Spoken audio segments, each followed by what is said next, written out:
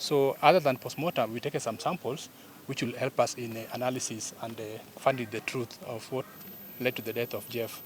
So we've taken some swabs from the anal region. Remember, there was some allegation of sodomy.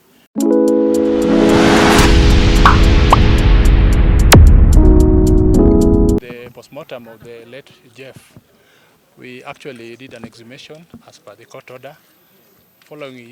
After that, we did a full autopsy, a repeat of what had been done earlier on. And what we saw is the late Jeff had severe head injuries, which were also seen in the first autopsy. And there was some fracture of the, I can't remember which right or left upper and lower limbs. That I have to confirm in my report which I've written. And those are the main, and there were also some fractures in the neck, the cervical spine. So this is a person who died because of very, very severe injuries, which we need to look into.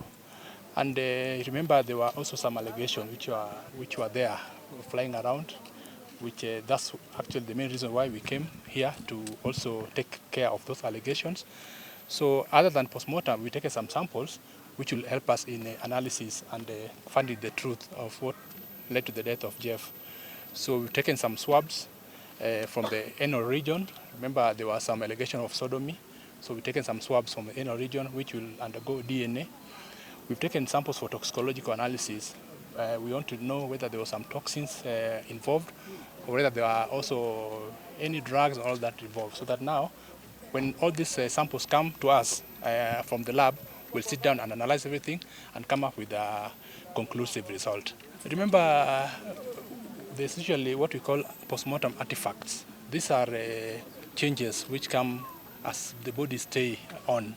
So it's very, very difficult for me to say whether what they saw exactly is what I saw right now, because there's body decomposition and all that. So it's very, very difficult.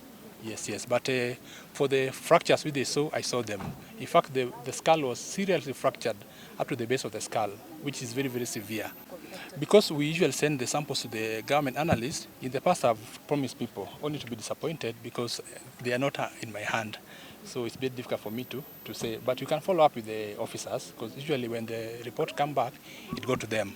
Then they bring to me. But I'm sure you have a good relationship with them. You can just follow up with them. They'll be able to update you. We measured the width of the chest, and we've given the police.